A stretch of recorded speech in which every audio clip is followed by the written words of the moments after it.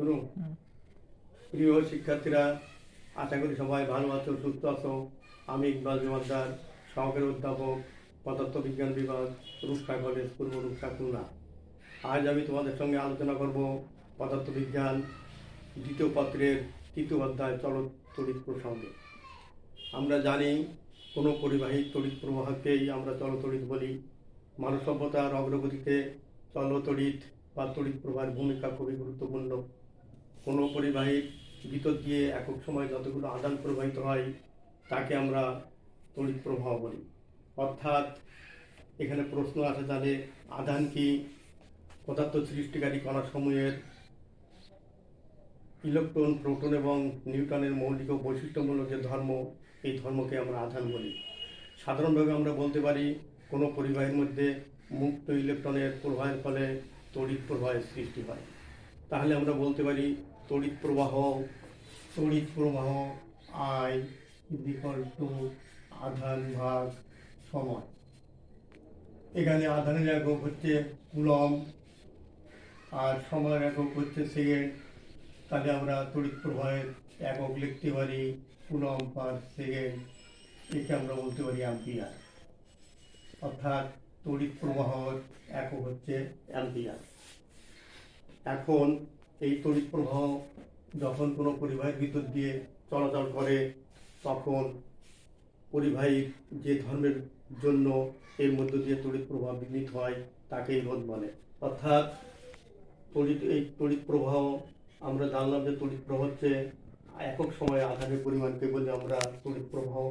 এই তড়িৎ প্রবাহ যখন কোনো পরিবাহীর ভিতর দিয়ে চলাচল করে তখন পরিবাহীর যে ধর্মের জন্য এই তড়িৎ প্রবাহটা বিঘ্নিত হয় সেটাই কিন্তু রোধ। এই রোধকে আমরা আর দ্বারা প্রকাশ করি। রোধ হচ্ছে আমাদের এই রোধ হচ্ছে আর, এর একক হচ্ছে ওম।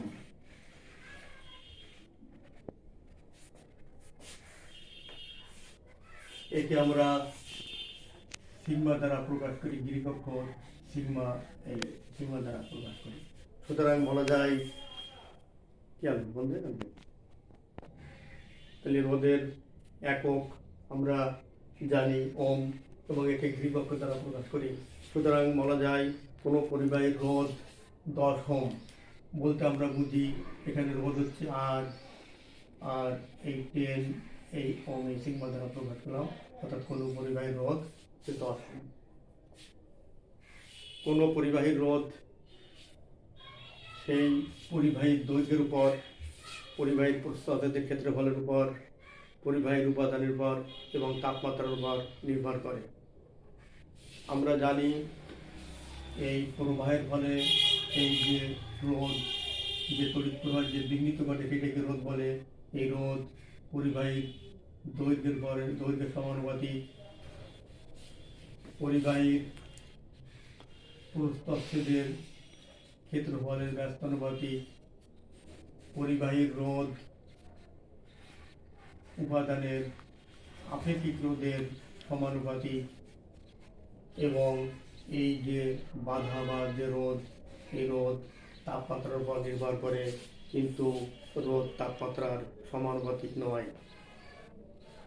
এই রোধের উপর তাপমাত্রার বিরাট প্রভাব আছে। আমরা জানি পরিবাহীর ভিতর দিয়ে যখন মুক্ত ইলেকট্রনের প্রবাহের ফলে তড়িৎ প্রবাহ সৃষ্টি হয়। মুক্ত ইলেকট্রনের তড়িৎ প্রবাহের সময় তড়িৎ পরিবাহীর অণু পরমাণুর সাথে সংঘর্ষে লিপ্ত হয়, ফলে পরিবাহীতে রোধের উদ্ভব হয়।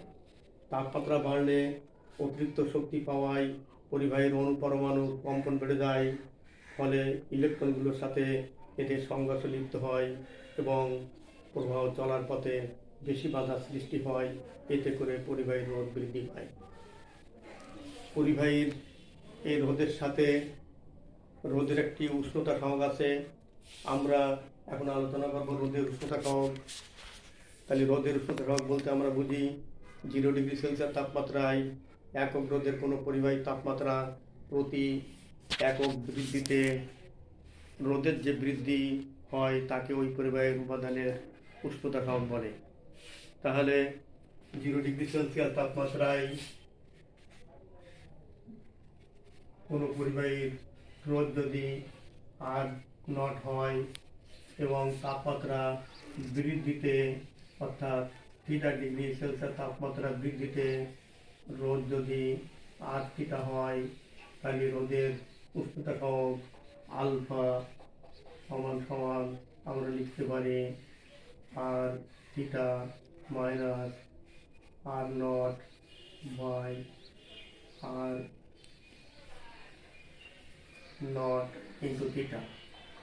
অর্থাৎ এই সূত্র অনুসারে আমরা রোদের উষ্ণতা সহগের সংজ্ঞা বলতে পারি 0 ডিগ্রি সেলসিয়াস তাপমাত্রায় একক রোদের কোনো পরিবাহী তাপমাত্রা প্রতি একক বৃদ্ধিতে তার রোদের যে বৃদ্ধি হয় সেটাকে আমরা রোদের উষ্ণতা সহগ বলি। এই উষ্ণতা সহগ আলফা ইকুয়াল টু এইটা।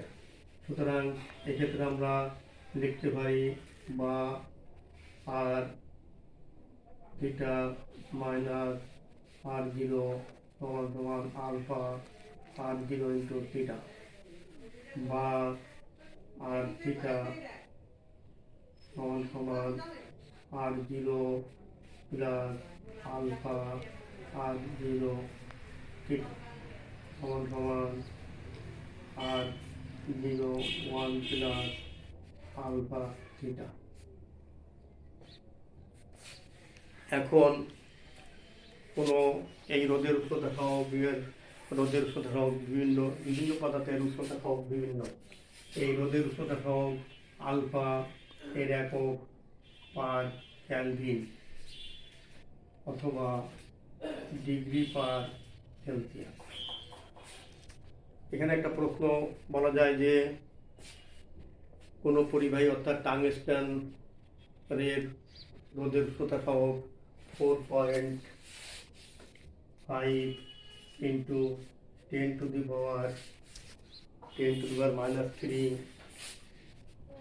পার, অর্থাৎ 0 ডিগ্রি সেলসিয়াস তাপমাত্রায় 1 ওহম রোধ বিশিষ্ট টাংস্টেন তারের তাপমাত্রা 1 কেলভিন বাড়ালে যে রোধ হয় সেই রোধের মান হবে 4.5 ইন্টু 10⁻³ ওহম। এই পরিমাণ বৃদ্ধি পায়।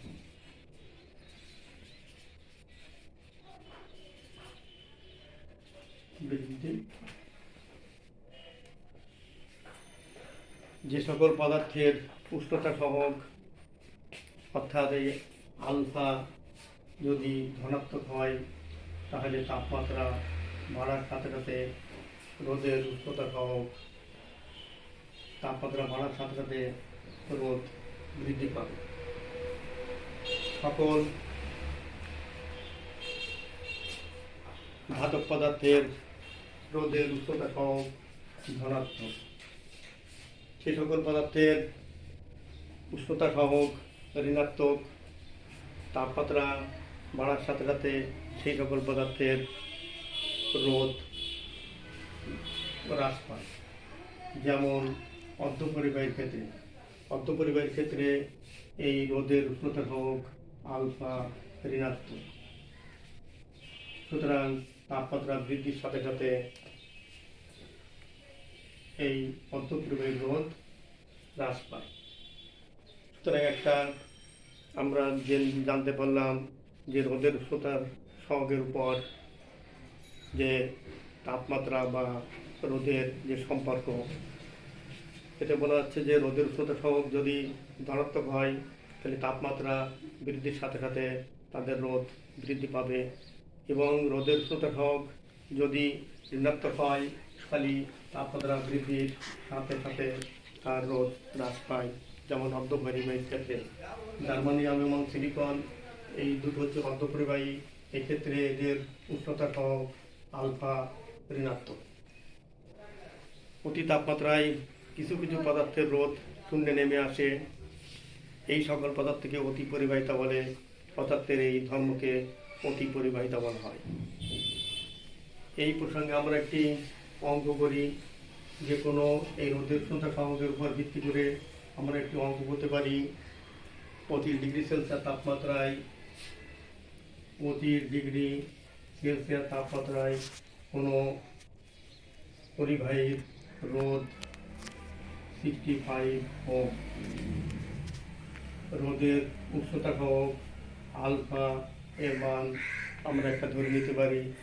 আলফার মান 4.5 ইন্টু 10⁻³ পার কেলভিন। প্রশ্ন হচ্ছে 0 ডিগ্রি সেলসিয়াস তাপমাত্রায় রোদ কত? সেক্ষেত্রে আমরা রোদের উষ্ণতার সূত্র থেকে আমরা বলতে পারি, তাহলে এখানে প্রশ্ন হচ্ছে যে আমাদের θ ডিগ্রি সেলসিয়াস তাপমাত্রা দিয়ে আসছে আমাদের 25 ডিগ্রি সেলসিয়াস। এই ক্ষেত্রে রোদ আর থিটা এর মান দিয়ে আছে 65 ওহম।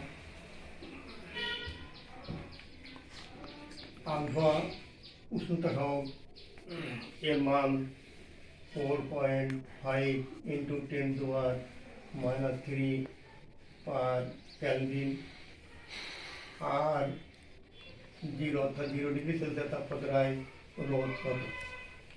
এখন আমরা জানি রোদের উষ্ণতা সহগের যে সূত্র, সেই সূত্র থেকে আমরা জানি আর থিটা সমান R0 into 1 plus alpha theta, বা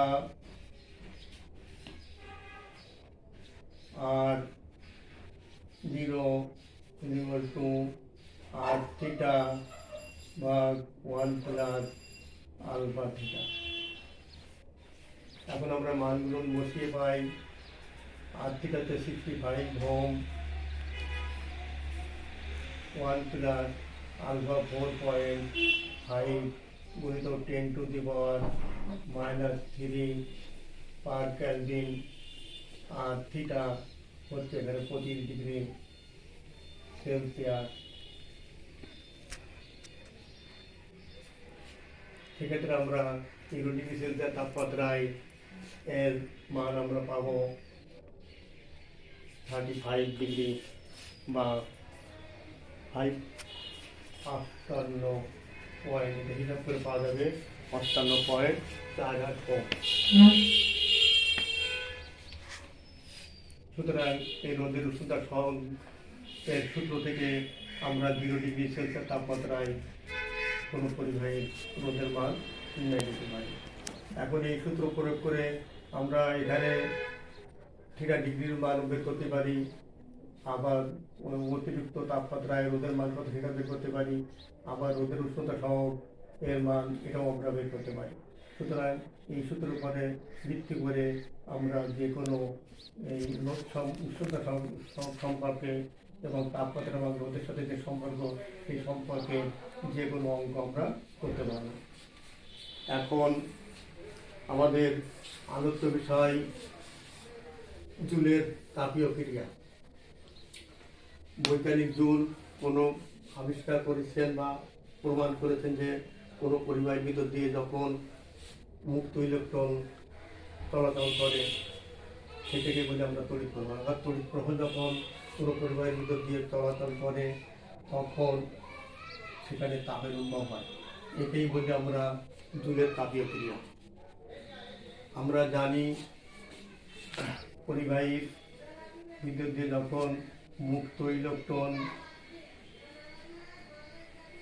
চলাচল করে তখন কোনো পরিবাহীর দুই প্রান্তের যদি বিভব পার্থক্য সৃষ্টি হয়, তাহলে মুক্ত ইলেকট্রনগুলো এই পরিবাহীর নিম্ন বিভাগ থেকে উচ্চ বিভাগের দিকে প্রবাহিত হয় এবং পরিবাহীর ভিতরে যে পরমাণু আছে সেই পরমাণুর সঙ্গে সংঘাতে লিপ্ত হয় এবং সেখানে বাধার সৃষ্টি হয়। এর ফলে এই যে মুক্ত ইলেকট্রনগুলো, এই মুক্ত ইলেকট্রন যে গতিশক্তি নিয়ে সঞ্চালিত হয়, সেই গতিশক্তি অণুপরমাণুর সঙ্গে আঘাতের ফলে অণুপরমাণুগুলোর কম্পন, এই অণুপরমাণুগুলোর গতিশক্তি বৃদ্ধি পায়। ফলে এই বর্ধিত গতিশক্তিটাই তাপে পরিণত হয় এবং পরিবাহীর তাপমাত্রা বৃদ্ধি পায়। এখন আমরা আলোচনা করব জুলের তাপীয় ক্রিয়ার সূত্র। বৈজ্ঞানিক জুল কোনো পরিবাহীর ভিতর দিয়ে যখন বিদ্যুৎ চলাচল করে তখন পরিবাহীর তাপের উৎপন্ন হয়। এই তাপ সম্পর্কিত উৎপন্ন তাপ নিয়ে বৈজ্ঞানিক জুল তিনটে সূত্র আবিষ্কার করেছেন। সেই তিনটে সূত্রকে বলি আমরা জুলের তাপীয় ক্রিয়ার সূত্র। প্রথম সূত্রকে বলি আমরা প্রবাহের সূত্র। প্রবাহের সূত্র কোনো পরিবাহীর ভিতর দিয়ে যখন বিদ্যুৎ বা তড়িৎ প্রবাহ চলাচল করে তখন যে উদ্ভূত যে তাপ, সেই উদ্ভূত তাপ পরিবাহীর তড়িৎ প্রবাহের বর্গের সমানুপাতিক। এক্ষেত্রে পরিবাহীর রোধ এবং নির্দিষ্ট সময়ের ভিতর দিয়ে যে তড়িৎ প্রবাহ যাচ্ছে সেই তড়িৎ প্রবাহ এবং রোধ অপরিবর্তিত থাকে।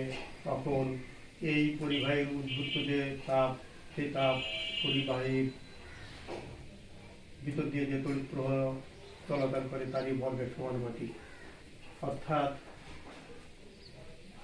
নির্দিষ্ট সময় এবং পরিবাহীর রোধ যদি অপরিবর্তিত থাকে তাহলে I1 তড়িৎ প্রবাহ, I2 তড়িৎ প্রবাহ এবং I3 তড়িৎ প্রবাহ যদি একটা নির্দিষ্ট সময় এবং তড়িৎ প্রবাহের রোধের যদি অপরিবর্তিত থাকে তাহলে এই তড়িৎ প্রবাহের সাথে উদ্ভূত তাপ যদি H1, H2 এবং H3 হয় তাহলে আমরা বলতে পারি H1 সমানুপাতিক I1 স্কয়ার, H2 সমানুপাতিক I2 স্কয়ার,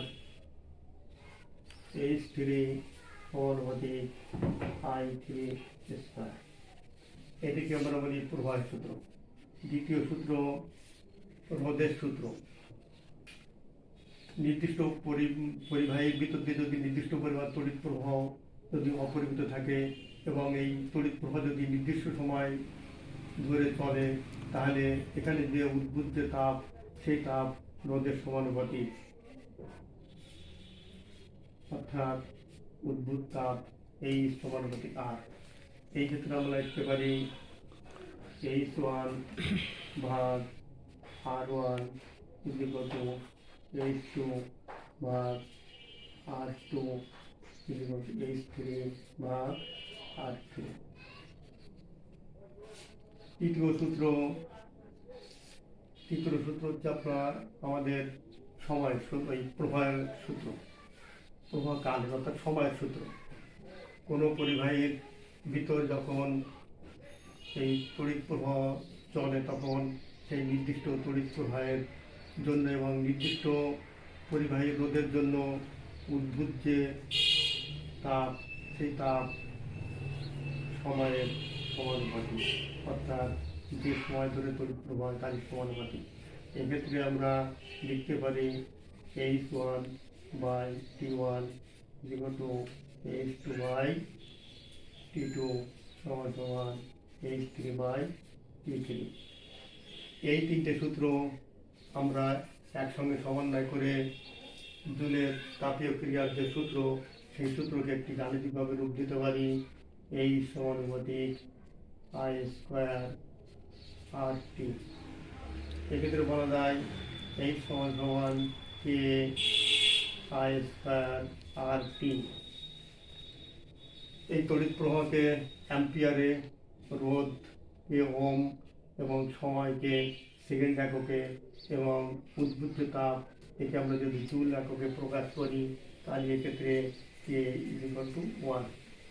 সেক্ষেত্রে আমরা এই সূত্রের গাণিতিকভাবে লিখতে পারি H equal to I square RT।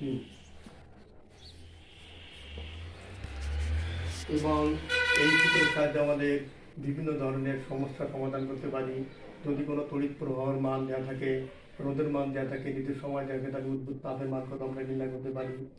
এখানে উদ্ভূত তাপ এবং তড়িৎ প্রবাহ সময় যদি দেওয়া থাকে তাহলে এখানে আমাদের রোধের মান কত, এগুলো আমরা এখান থেকে নির্ণয় করতে পারি। এরপরে আমরা আলোচনা করব আমাদের আজকের সর্বশেষ আলোচনা তাপের যান্ত্রিক সমতা। আমরা জানি বৈজ্ঞানিক জুল এই তড়িৎ প্রবাহ হলে উদ্ভূত যে তাপ, সেই তাপ যে তাপ উৎপন্ন হয় সেটা বৈজ্ঞানিক জুল আমাদের আবিষ্কার করেছে, আমরা বহু আগেই জানি। এই উৎপন্ন তাপ যখন তাপটা উৎপন্ন হয় তখন সেখানে একটি যান্ত্রিক শক্তি কাজ করে, অর্থাৎ যখন মুক্ত ইলেকট্রন কোনো পরিবাহীর ভিতর দিয়ে চলাচল করে তখন সেখানে একটি যান্ত্রিক শক্তি, সেই যান্ত্রিক শক্তিটাই আমাদের তাপ শক্তিতে রূপান্তরিত হয়, অর্থাৎ কাজ তাপে রূপান্তরিত হয়। সেক্ষেত্রে আমরা বলতে পারি এই যান্ত্রিক শক্তি অর্থাৎ কৃত কাজ সমানুপাতিক হচ্ছে উৎপন্ন তাপ।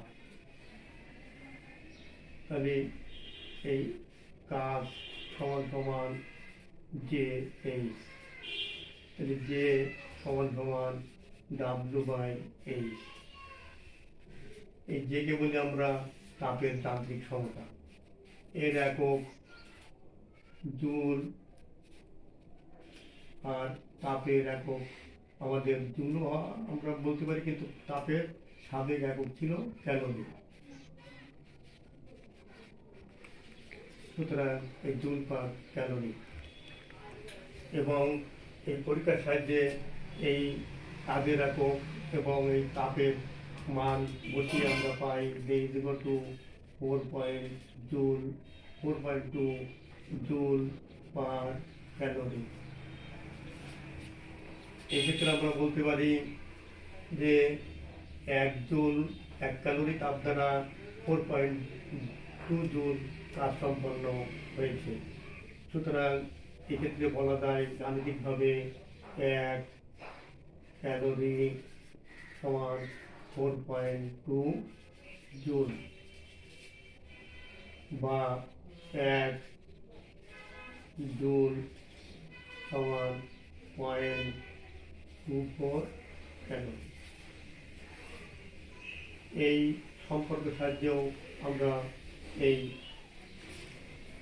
জুলের যে তাপীয় ক্রিয়ার যে সূত্র, সেই সূত্রগুলো এখানে আমরা এই তাপকে ক্যালোরিতে বা জুলে প্রকাশ করেও আমরা বিভিন্ন সমস্যার সমাধান করতে পারি। তাহলে আজ আমরা এই পর্যন্ত শেষ করি। পরবর্তীতে আমরা এরপরে আমরা আরও যেগুলো অধ্যায়ের ভিতরে যেগুলো আমরা আছে সেগুলো পর্যায়ক্রমে আমরা আলোচনা করব। ধন্যবাদ।